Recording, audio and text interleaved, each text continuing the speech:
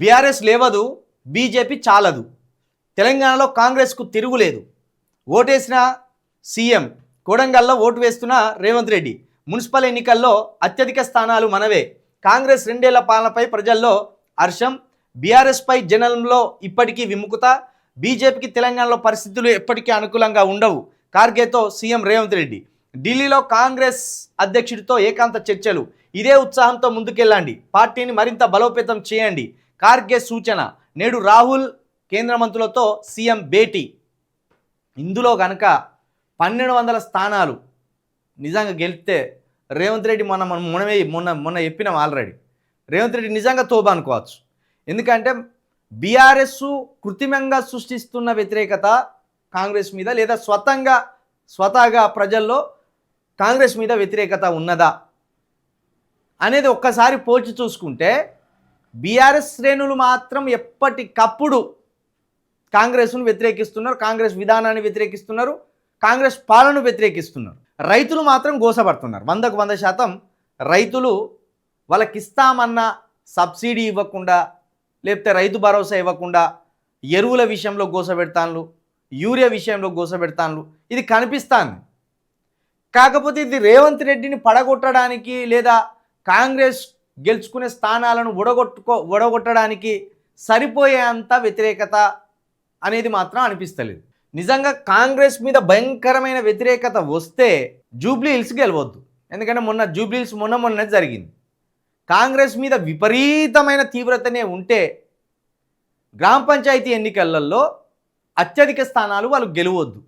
అంటే BRS social media కృత్రిమంగా సృష్టిస్తున్న వ్యతిరేకత కాంగ్రెస్ మీద ఉన్నది.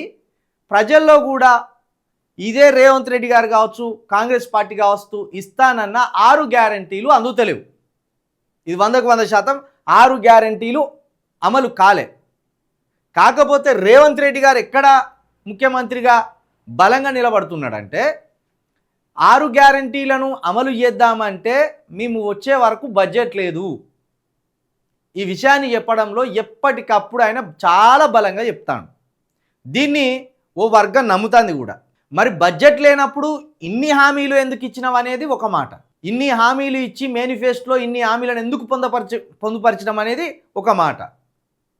బడ్జెట్ ఉన్నదా లేదా అని ప్రతిపక్ష నాయకుడిగా అప్పుడే అంచనా వేయాలి కదా. అంచనా వేయలేకపోయాడు, ఆ విషయంలో ఫెయిల్ అయ్యాడు.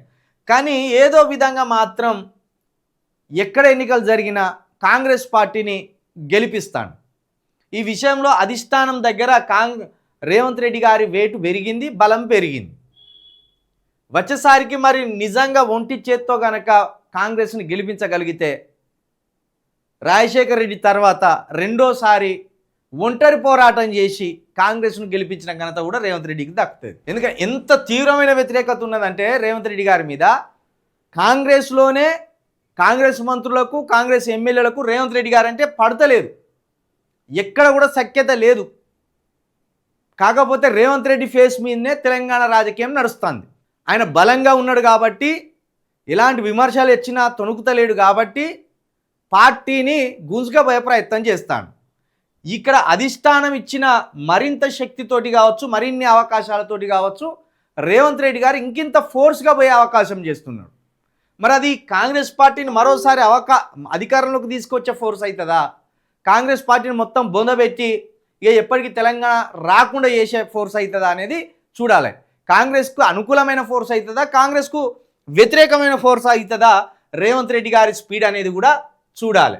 మొత్తానికైతే ఈ ఎన్నికల్లో అత్యధిక స్థానాలు గనక రేవంత్ రెడ్డి గారు గెలిపిస్తే కాంగ్రెస్లో రేవంత్ రెడ్డి గారికి ఇక తిరుగులేదని చెప్పాలి. వచ్చే ఎన్నికల్లో ఆయన చెప్పిన అభ్యర్థులకే, ఆయన కోరుకున్న అభ్యర్థులకే అధిష్టానం కూడా గ్రీన్ సిగ్నల్ ఇచ్చి ఎన్నికల్లో నిలబెట్టుకో అనే అన్ని పవర్స్ ఆయనకు ఇస్తుంది.